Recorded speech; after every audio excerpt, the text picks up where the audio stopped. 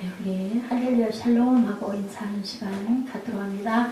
할렐루야 샬롬 샬롬 샬롬 샬롬 샬롬 샬롬 샬롬 샬롬. 하나님 사랑합니다. 여러분 주 안에서 사랑합니다. 온도가 20도에서 계속 안 올라가고 꺼지네요. 계속 켜도 꺼지고, 혹시 꺼지면 예지가 가서 좀 키세요. 제가 여기서 리모컨으로 키기도 하겠지만 추우면 무조건 키세요. 가서. 오늘 말씀 여러분들 잘 아시죠? 사도행전 12장 1절에서 12절까지 우리 함께 합독했습니다. 주의 천사가 와서 어떻게 했어요? Get up, 일어나라. 오늘 제목을 그래서 Get up, 일어나라. 어서 일어나라. 저와 여러분들에게 하나님께서 어서 일어나라. 그죠? 우리가 새로운 해 되면 또 한 해 조금 부족했던 거, 조금 미비했던 거, 조금 더 이게 좀 더 이루어졌으면 했던 거, 아니면은 좌절했던 거, 실패했던 것에서 다시 또 새해가 되면서 해가 불쑥 떠오르죠. 그리고 하나님께서 말씀하십니다. 일어나라. 내가 네 손을 잡아주마 하고 부르시는 그 음성을 들으시는, 그리고 깨달으시는, 부족했던 것들을 내려놓으시고 하나님 앞에 무릎 꿇어 기도하시는, 누가 여기에 갇혔던 베드로 죽이려고 이제 어땠어요? 헤로도 왕이 그 군중들의 민심들을 살피면서 야고보 죽이고 나니까 사람들이 너무 좋아하니까 그걸 그냥 아주 한 번에 밀어서 베드로까지 죽이려고 감옥에 가둬놨죠. 지금 사건이. 그랬을 때 세상의 방법이나 세상의 힘이나 권력이나 명예나 이것으로 베드로를 구하려 하지 않고 어떻게 했더라? 교회에서 기도했더라라는 그러한 제목입니다. 그랬을 때 천사가 나타나서 문을 열어주고, 그리고 일어나라 라고 부르시는 그러한 내용을 우리 함께 합독했습니다.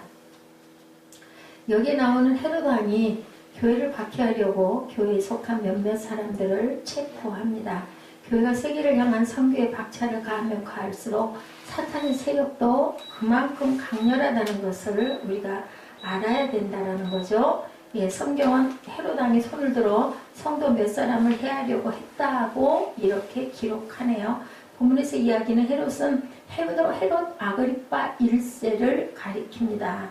헤롯이 있었죠? 그 전에 예수님을 죽이려고 했던 헤롯, 그리고 또한 그 장자들을 죽이려고 했던 그 헤롯, 이거는 그 손자예요. 손자 헤롯, 3세대 헤롯입니다. 자, 이 헤롯 대왕의 손자 헤롯 안디바스의 조카인 헤롯 아그리파 1세, 헤롯이라는 이름이 많아요. 그래서 이 헤롯은 그 헤롯이 아니라 그 손자 되는 헤롯이다라고 여러분들이 기억을 하시면 됩니다. 자, 강교한 헤롯은 조심스럽게 칼날을 예루살렘 교회의 지도자인 야고보에게 돌렸어요. 그랬더니 대중들의 반응이 어땠어요? 죽여라 라고 나옵니다. 그래서 죽이고 나서 거기에서 또 힘을 얻어가지고 이제는 베드로도 죽여야 되겠다. 베드로가 교회의 머리죠. 우두머리가 되니까 이 사람을 죽이면 이 크리스찬들이 조금 고개가 숙여들지 않겠나라는 생각을 했다라는 거죠. 자, 그래서 베드로는 6월절이 지난 뒤에 대중 앞에서 공개 처형이 되도록 결정이 돼서 감옥에 갇혀있는 이러한 얘기입니다. 여기 무교절 기간이라 12장 3절 잠깐 모르시는 분들을 위해서 언급하고 갑니다. 이스라엘 백성은 애굽에서 구원받은 날을 기념해서 그 나라 백성 달력으로 1월 14일을 6월절, 뭐예요? 패스오버죠? 양의 피를 임방에 바른 그 집들은 넘어간다. 그래서 6월절, 넘을 유자를 썼죠. 그게 뭐예요? 우리 구원받은 역사에 대한 신약에서는 그 역사입니다. 이것을 기념하는 6월절을 지키고 2월 15일부터 2주일 동안 무교절을 지켰습니다. 무교절이라는 건요, 누룩이 들어있지 않은 빵을, 아주 맛이 없는 빵이에요. 그 빵을 먹는 기간이에요. 무교절을 지킴으로 인하여서 어떤 그 의식이죠. 얘기하면 1월 14일부터 21일 저녁까지 누룩 없는 빵을 구워 먹는 게 바로 무교절이다. 출애굽기 12장 17, 8절에 너희는 무교절을 지키라. 이날에 내가 너희 군대를 애굽 땅에서 인도하여 내었음이니라. 첫째 달, 그 달 19날 저녁부터 21일 저녁까지 너희는 무교병을 먹을 것이요. 이렇게 나와 있어요. 그래서 전통이죠. 그래서 헤롯이 영광을 하나님께로 돌리지 아니함으로 죽으니라. 23절에 보면 이렇게 나와요. 헤롯이 하나님께 영광을 안 돌려서 헤롯이 죽었다라는 사건의 이야기가 나타나 있습니다. 자, 본문의 이야기에는 헤롯은 아그리파 1세라는 거 여러분들에게 말씀드렸고, 무교절은 그 절기를 6월절 다음 2주일 동안 누룩이 들어있지 않은, 부풀리지 않은 그런 아주 맛없고 딱딱한 빵을 먹는 절기다라고 여러분들에게 말씀을 드렸어요. 예, 그 헤롯 아그리파는 민중들의 그 어떤 그 인기를 얻고자 했어요. 그래서 잘했다 칭찬하는 게 듣기가 좋으니까 이제는 베드로도 옥에다 가둬서 기다리고 있었어요. 요한복음 18장 14절에 보면은 가야바가 말하는 내용이 나옵니다. 가야바는 유대인들에게 한 사람이 백성을 위하여 죽는 것이 유익하다고 권고하던 자라라 이렇게 얘기합니다. 한 사람이 백성들을 위하여 죽는 것이 누구를 가리키는 걸까요? 예수 그리스도를 가리키는 거죠. 이 말은 대중을 위해서라면 한 사람 정도는 죽여도 괜찮아. 대중들이 원하니까 이런 얘기인데 사실은 그게 옳은 얘기가 아니죠. 하나님께서는 한 영혼이 천하보다도 귀하다고 말씀합니다. 최고의 성직자가 어떻게 이런 말씀을 할 수가 있을까? 그가 위한다는 백성이란 한 사람 한 사람이 모여서 성도가 되고, 그죠? 나라가 되고 국민이 된다는 것을 우리 항상 기억해야 된다. 자, 여기 아주 감동이 있는 말씀이 있어서 제가 발췌를 했습니다. 아빠 내가 소금 넣어줄게 라는 제목이에요. 얼마 전 숙취로 속이 쓰려 순댓국집에서 순댓국 한 그릇을 시키고 기다리고 있는데 음식점 출입문이 열리더니 8살쯤 되어 보이는 여자아이가 어른의 손을 붙들고 쭈뼛쭈뼛 머뭇머뭇 천천히 식당 안으로 순댓국집 안으로 들어오는 거예요. 두 사람의 너절한 행색이 한눈에 봐도 거린인가 보다, 동냥을 하러 왔나 보다 라고 느껴지는 그러한 아이와 노인 남자였습니다. 냄새도 좀 나는 것 같고 아주 행색이 아주 초라했어요. 주인 아저씨는 자리에서 벌떡 일어나 그들을 향해서 소리를 칩니다. 이것은 순댓국 먹으러 왔던 속쓰림의 그 사람이 쓴 글이에요. 소리쳐요. 이봐요. 이렇게 손님도 없는데 와서 이걸 달라고 할 수가 있겠냐고. 다음에 오라고. 이렇게 쫓아내려고 손짓을 하니까 이 아이가 쪼깃쪼깃 하면서 얘기합니다. 저 아저씨 순댓국 2그릇만 주세요 하면서 주머니에서 꼬깃꼬깃한 종이돈과 동전을 한 움큼 꺼내서 주인 아저씨에게 보여줍니다. 그랬더니 이 아저씨가 미안하다. 근데 지금은 음식을 팔 수가 없구나. 저기 있는 저 자리는 예약이 된 자리란다. 그래서 내가 앉아서 먹을 수가 없다라고 얘기를 합니다. 그랬더니 이 꼬마 여자아이가 얘기합니다. 아저씨 빨리 먹고 나갈게요. 오늘 우리 아빠 생신이에요. 라고 얘기를 해요. 그 아저씨는 주인 아저씨는 더는 어떻게 얘기를 할지는 못해서 그러면 얼른 빨리 먹고 나가야 돼. 그리고 순댓국 2그릇을 갖다가 주었어요. 그런데 보니까는 계산대 앞에서 물끄러미 그 카운터 주인이 그 순댓국집 주인이 쳐다보고 있습니다. 그랬더니 아이가 얘기하는 소리와 하는 모습이 들려요. 아빠 내가 소금 넣어줄게 하고 얘기를 하면서 아이는 소금 대신에 자신의 국밥 그릇에 있는 고기와 순대를 잔뜩 아빠 그릇에 덜어줘요. 근데 가만히 보니까 아빠는 앞이 안 보이는 분이에요. 그것을 넣어주면서 자기 국밥 속에 있던 거 넣어주면서 아빠 이제 됐어. 소금 잘 넣어서 먹어. 근데 아저씨가 빨리 나가라고 하니까 내가 김치를 아빠 밥 위에 넣어줄게. 얹어줄 테니까 얼른 잡수세요. 그렇게 얘기를 하는데 아빠의 눈에서는 눈물이 뚝뚝 순댓국그릇에 떨어지려 합니다. 이 광경을 지켜보던 주인 아저씨는 더 이상 그들의 모습을 바라보지 못하고 이 글을 쓴 나는 순댓국 먹으러 갔던 어떤 아저씨죠. 나는 그 아이와 아버지의 음식값을 지불하고 조용히 식당을 나왔다라는 그런 그 감동이 가는, 지금도 읽으면서도 제가 눈물이 나네요. 8살이면은 아무것도 모르는 철부지일 것 같고 그 행색에 순댓국 한 그릇이 얼마나 맛있고 냄새가 좋았겠어요. 그렇게 가난한 거린인데 그런데도 그 애는 아빠 생신이라고 자기 국밥에 있는 선지와 그 순댓국 그 고기를 전부 아빠 그릇에다가 소금 넣어준다고 해서 옮겨주고 김치를 밥 위에다 얹어주는 그 모습이 글쎄요 저와 여러분들은 어땠을까? 행색이 초라하다고 남루하다고 냄새가 난다고 누추하다고 혹시 고개를 외면하거나 몸을 사리지는 않는지 그죠? 예수님께서는 지금 우리에게 어떤 말씀을 하고 계실까요? 그리스도인으로서 이런 물음에 진지한 고민에 대답할 줄 알아야 된다. 우리도 대중이 주는 이익 때문에 행색이 누추한 한 사람을 무시하는 데 익숙해져 있지는 않은지 우리도 자칫 범하기 쉽습니다. 이런 실수. 저도 여러분들에게 지금 이렇게 눈물이 나는 이 내용을 읽어주고는 있지만 냄새나고 행색 초라한 거린이 내 옆에 예를 들면은 어떤 대중교통에 탔을 때 가장 와서 앉으려고 하면 우리가 어떻게 해요? 몸을 좀 이렇게 사리죠.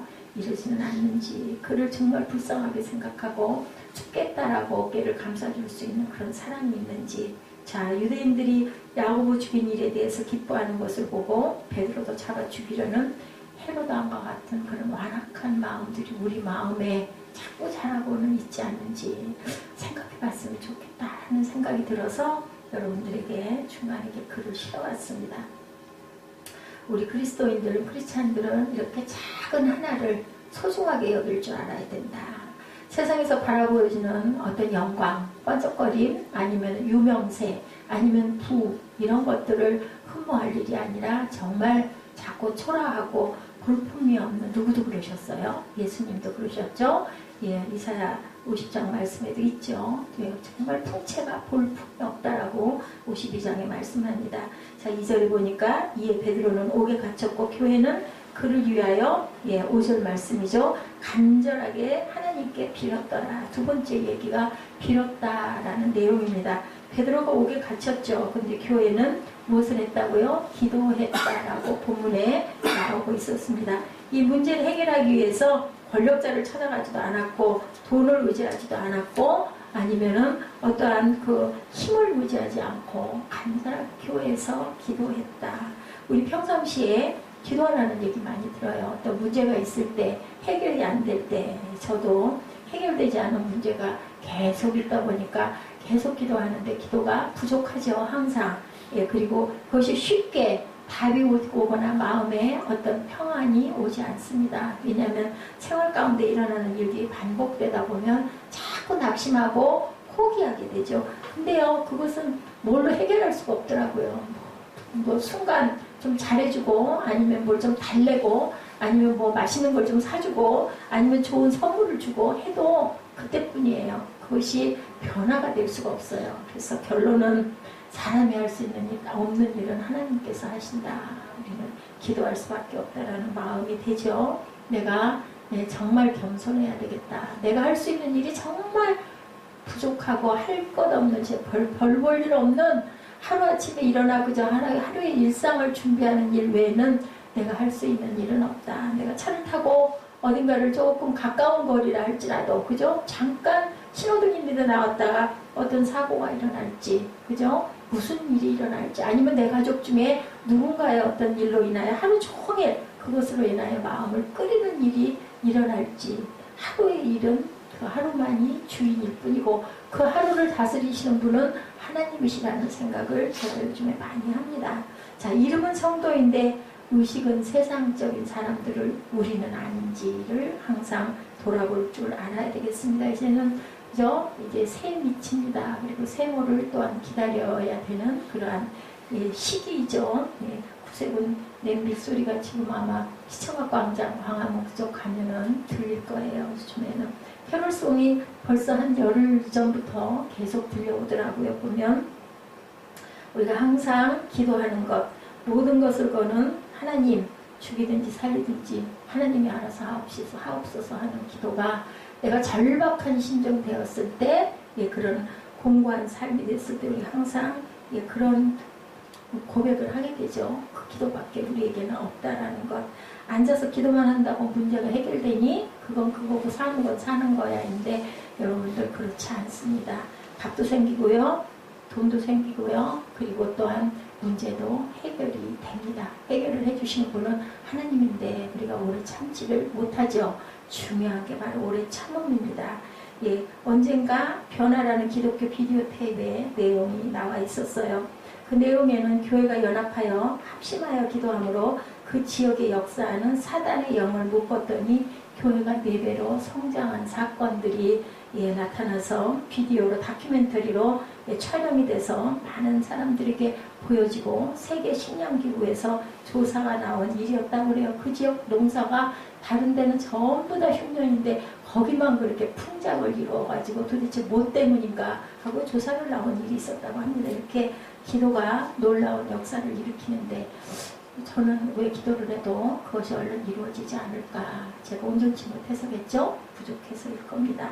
한국교회 축복은 새벽기도회인데, 그죠? 새벽기도회로 인해서 뭐가 일어났어요? 길손주 목사님의 그 자기 회개가 일어나므로 주변에 성령의 불이 붙어지는 역사가 일어나죠. 기도 모임에서 기도하면 능력이 임하고 영이 새로워지고 귀신이 쫓겨나갑니다. 귀신이 어딨어? 귀신이 눈에 보이지도 않는데 근데 예배 시간에 졸고 안 듣는 것도 귀신의 역사예요. 사탄이에요. 귀신 얘기하면 뭔가 또 그저 기복신앙 같고 하지만 우리 영을 괴롭게 하고 우리 영을 자꾸 차단하려고 하고 옳은 소리 듣는 걸 못 듣게 하는 모든 것들은 사탄이라고 우리가 보면 됩니다. 베드로의 손목과 함께 쇠사슬로 손목이 묶여 잠자고 있는 2명의 군인들이 전혀 눈치를 채지 못하였다. 6절에 그렇게 말씀하고 있습니다. 옥에 갇힌 베드로를 깨우고 그 손목에서 쇠사슬을 벗긴 건 누구예요? 천사가. 뭐를 듣고? 기도를 듣고 오는 내용이 오늘 본문에 6절, 7절, 8절에 계속 나타나죠. 절대 도망가지 못하도록 2명의 군사가 자기 손목에 수갑을 채우고 범죄자와 함께 그때 그 시대에는 감옥에 같이 있었다고 그래요. 절대로 도망을 못 가요. 왜냐하면 한쪽은 범죄자, 한쪽은 그 군인이 그 지키는 병졸이 수갑을 차고 그렇게 있기 때문에 그렇게 함께 있었던 거예요. 이집트에서도 죄수를 호송하는 곳을 보면 이렇게 도망 못 가도록 경찰이 죄수와 함께 수갑을 차고 있다고 합니다. 지금도 7절에 보니까 호련히 주의 사자가 나타나며 옥중에 광채가 빛나며 베드로의 옆구리를 쳐 깨워 이르되 급히 일어나라 하니 쇠사슬이 그 손에서 벗어지더라. 이건 사람이 열쇠로 손목에 수갑을 연 게 아니라 그냥 저절로 스르륵 여는 거죠. 우리가 세상에서 다 법칙을 지키고 살아가야 돼요. 근데 법칙 위에 있는 건 하나님의 힘입니다. 그렇기 때문에 그것을 일으켜 뭐라고 얘기해요? 기적이라고 얘기하죠. 여기도 지금 기적이 하나가 일어난 거예요.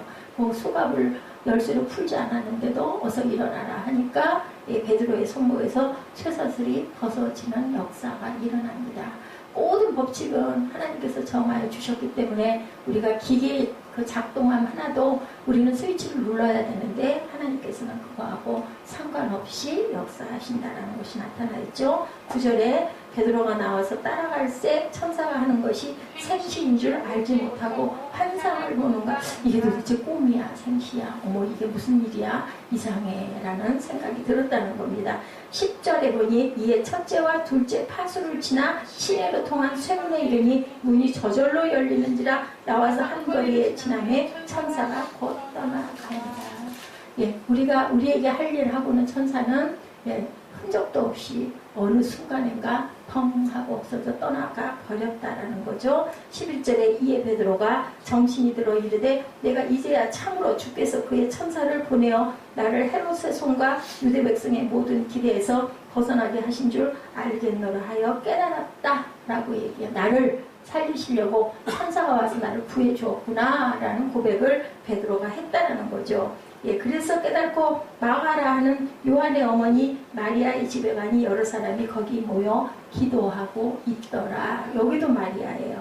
그 시대에 그 상황에 마리아가 그 시대에는 굉장히 많았다는 것을 우리가 알 수 있습니다. 베드로를 위해 기도하던 제자들이 다락방의 모임에 기도 가도록 했다라는 거죠. 그 다락방 모임에. 한마디로 베드로가 탈출하기에는 불가능한 상황이었다. 겹겹이 짐치고 있죠. 사무엘 고개 들어. 사무엘아, 자. 방에 들어가 자. 잠이 모자랐어? 또 고개 꺾고 자. 잠잘래로 방에 들어가서 잠자. 그저 하고 싶은 게 잠자는 거, 먹는 거, 여자친구 만나는 거 외에는 아무것도 없지. 우리가 여기서 배워야 할 것, 우리들은 인간의 힘으로 어떻게 해볼 수 없는 불가능한 상황에 처할 때가 많다. 일상 속에. 오늘 이 본문 말씀이 여러분과 또한 저와의 상황을 이 성경을 비춰서 말씀합니다. 그러나 그때도 하나님의 역사하실 여지는 충분히 있다는 것을 우리가 믿으셔야 된다. 직장에서의 문제가 있으시죠? 가정에서의 문제, 자녀의 문제, 저도 자녀의 문제를 겪고 있습니다. 실력만이 우열을 가리는 수능시험이 있습니다. 근데요, 거기에도 하나님의 역사는 분명히 있다는 것. 예지는 잘 듣고 제일 먼저 하나님을 경외하고 하나님께 예배하고 하나님께 기도를 먼저 잘하면 하나님께서 집중력도 주시고 힘도 주시고 능력도 주시고 소망을 주신 것 자체가 하나님이 주셨어요. 교회를 통해서. 본인은 그걸 잘 모를지 모르지만 저는 보입니다. 그게. 우리 동영상 많이 보죠. 동영상 보면서 거기에서 아마 영향을 많이 받았을 거고 소망이 컸을 거라고 봅니다. 경제 법칙이 존재하는 사업 현장, 거기에도 하나님이 역사합니다. 그래서 훌륭한 사업가들은 항상 하나님께 11조하고 주의를 절대로 범하지 않은 그러한 자들이 우리 주변에 간증으로 나오는 자들이 굉장히 많이 있습니다. 어머니가 돌아가시면서 뭐 물려주고 가세요? 믿음 물려주고 가시죠. 절대로 주의를 범하지 말아라. 그리고 절대로 11조를 어기지 말아라. 그리고 교회 가면 맨 앞자리에 앉아라. 그렇게 얘기했던 유명한 분, 제가 이름이 지금 생각이 나지 않습니다. 그래서 평생을 그렇게 지켰더니 세상에서 가장 아주 거부가 되었다는 그런 얘기를 제가 간증으로 전한 적이 있습니다. 계급만이 흠을 쓰는 군인사회도 하나님이 역사합니다. 의사의 진단으로 생존이 불가능한 사람에게도 하나님께서는 역사합니다. 대개는 질병에서 건져진 사람들의 간증들이 굉장히 많죠. 지금 베드로가 착고가 풀렸던 사건도 기적입니다. 하나님이 그는 아직 살려놓으셔야 되기 때문에 살려주시는 역사를 우리가 봅니다. 요단강이 제사장들이 발을 딛었을 때 물이 갈라지는 것, 그것도 기적입니다. 홍해에 모세가 지팡이를 내밀었을 때 바다가 갈라지는 것도 기적입니다. 그 민족을 살려놔야 되시기 때문이죠. 이런 사건들을 우리가 봅니다. 야고보의 순교죠. 오늘 제목이. 상식적으로 이해가 안 되죠. 예수님이 특별히 양육하고 사랑한 제자가 순교할 줄 예수님은 모르셨을까? 왜 그를 돌아가게 했을까? 첫 번째 순교자예요. 그리고 누구예요? 요한의 형제 아니에요. 요한과 야고보와 베드로를 늘 어디를 가나 예수님은 데리고 다녔던 1급 수제자가 첫 번째로 박해를 당해서 죽는 사건이 이 시대에 이때 일어납니다. 베드로는 예루살렘의 기둥이죠. 예루살렘 교회의 기둥입니다.